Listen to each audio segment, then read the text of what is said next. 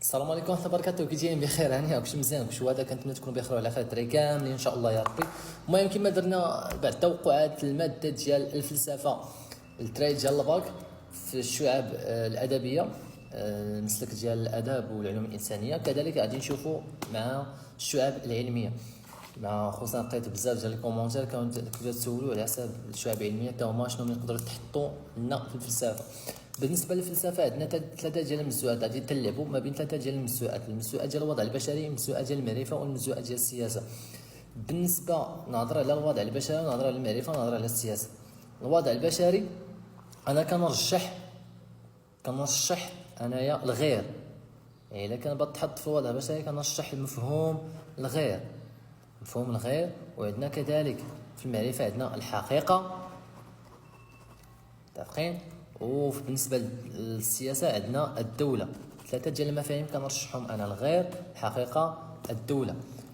كاين اللي غادي يقول لي هو استاذ قول لينا شنو نخدموا، واش نخدموا الوضع البشري بوحدو، واش نخدموا المعرفه، واش نخدموا غير السياسه بوحدها؟ الله يرحم الوالدين. علاش خدم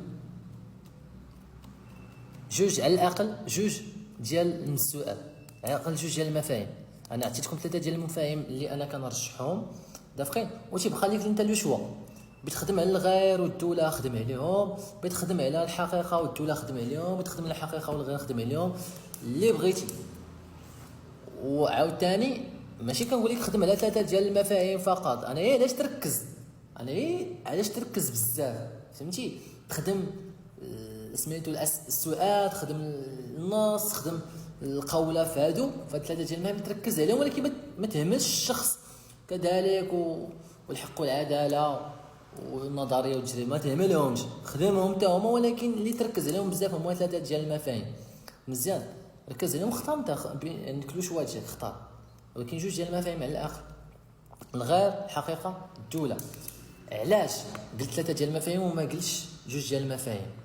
حيتاش الدراري راه يقدر مثلا انت مطور مع راسك وتقول لي انا بغيت نخدم على الوضع البشري، ياك انت تحط لي القوله والسؤال والنص، نخدم على الوضع البشري. وشكون اللي قال لك انه راه يقدروا هما ياخذوا القوله والنص يحطوهم في المعرفه، ويحطوا لك السؤال يحطوه في السياسه، وما يحطوا كاع الوضع البشري.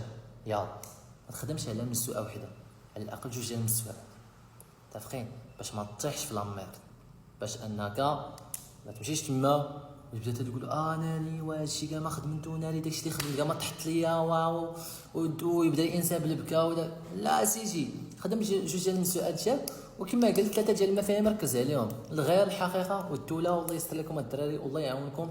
نتلاقاو في فيديو مقبل ان شاء الله، اللي غادي ندير فيه كذلك توقعات ديال ماده اخرى ان شاء الله، خصوصا الماده ديال الاجتماعيات بالنسبه الثانيه بكالوريا. انا خدام معاكم ملي كنشوف الاطار المرجعي شنو حطوا فيه، كنشوف الامتحانات الاخرين اللي دازوا شحال هاديه، هما متفقين، هما كلشي قدامي، اللعيبات خدام. يلا اللهم يسر.